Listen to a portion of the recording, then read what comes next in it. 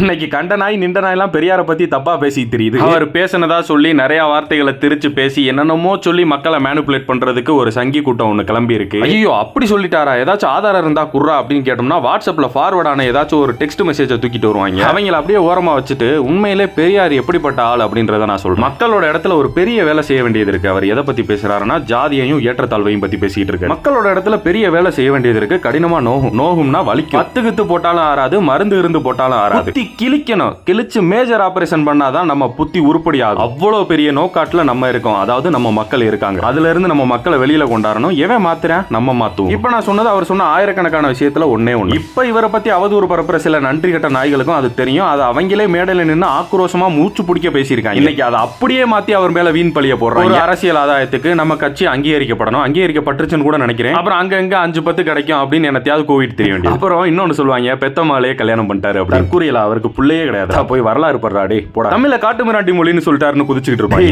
தமிழ் மொழியோட எழுத்து சீர்திருத்தம் செஞ்சதே அவர் தான். எந்த ஒரு மொழியும் நம்மளோட அறிவை வளர்க்கறதுக்காக மட்டுமா இருக்கணும். அது எந்த காட்டு மிராண்டித்தனத்தையும் வளர்க்க கூடாது. எந்த ஒரு வேறுபாடையும் எந்த ஒரு பிரிவினையையும் எந்த ஒரு மனிதனையும் ஒதுக்கி வைக்க கூடாது. அப்படி என் மொழியே பண்ணும்னா என் மொழியை விட்டு நான் தள்ளி நிப்பேன்னு சொன்னவர். அப்படி என் மொழி போயிடக்கூடாதுன்னு எழுத்து சீர்திருத்தம் செஞ்சவர். அப்படிப்பட்ட மனுஷனை யார் வெறுக்கிறான்னு பார்த்தோம்னா எல்லாரும் சமம்னு சொல்றவர் இவர். அதெல்லாம் கிடையாது, அவன் கீழே உள்ளவன் எங்களுக்கு ஈக்குவல் கிடையாதுன்னு நினைக்கிறவன் தான் இவர். அது யாரு எந்த கட்சின்னு உங்களுக்கே தெரியும். அவங்களோட கைக்குருவிகள் தான் இப்ப கூச்சல் போட்டுக்கிட்டு. இந்த மனுஷன் செத்து இத்தனை வருஷம் ஆனதுக்கு அப்புறம் உனக்கு உடல் இச்சை வந்தா பெற்ற தாயோ மகளோ அக்காவோ தங்கச்சியோ அவர்களோட உடல்